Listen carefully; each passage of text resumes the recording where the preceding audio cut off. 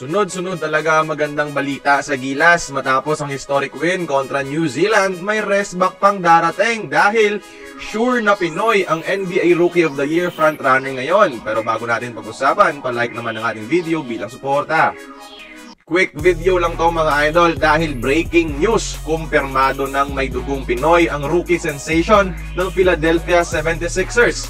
Si Jared McCain mga idol ang 16th pick ng 2024 NBA Draft na sumikat dahil din sa kanyang TikTok account. Spekulasyon pa noon ng pagiging Filipino descendant niya. Pero ngayon, siya na mismo ang nagkumpirma mga idol. Pakinggan nyo na lang dito. Shout out my Asian community though. So what? Shout out my Asian community. Do you think Jared's Asian, Bona? Jared is Asian? I am. What's he? Filipino. Oh, Filipino. Yeah. You didn't know that? I mean, only like probably 10%, but that counts, right? Uulitin ko, sabi niya may dugong Pinoy siya kahit maliit lang. In-acknowledge niya ang kanyang Filipino heritage. Siya ngayon ang leading sa Rookie of the Year race with 16 points per game sa team ni Joel Embiid.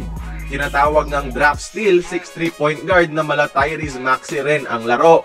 Ngayon, alam na nating Pinoy siya. Ang tanong, eligible ba siya sa Gilas bilang local? Short answer, hindi dahil hindi nakakuha ng Philippine passport before 16 years old at nakapaglaro na rin sa under-18 team ng Team USA. Pero teka lang, pwede pa to dahil sa FIBA lang naman restricted as local. Pagdating sa SEA Games at Asian Games mga idol na mas maluwag ang eligibility rule, pasok bilang local itong si Jared McCain. So, as early as 2026, pwede natin siyang makitang maglaro sa Gilas. Pero yan ay kung gugustuhin niya at nakadepende pa rin sa plano ni Coach Tim Cone. Hindi malabo na gustuhin ni Jared McCain mga idol since marami na talagang young NBA stars ang gustong ma-experience ang international basketball by representing their country.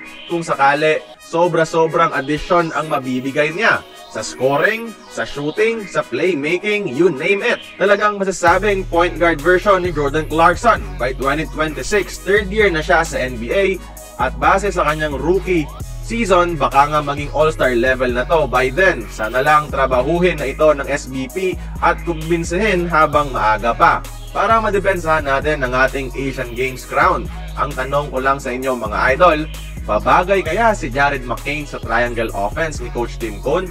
Bakit oo, bakit hindi?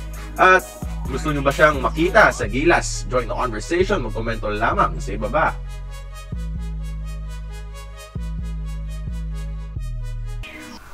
Kung nagustuhan mo ang ating video, please like, share, and subscribe. I-follow mo na rin ang ating social media platforms for more exclusive sports content. Until then, this has been Courtside Buckets. See you on the next one.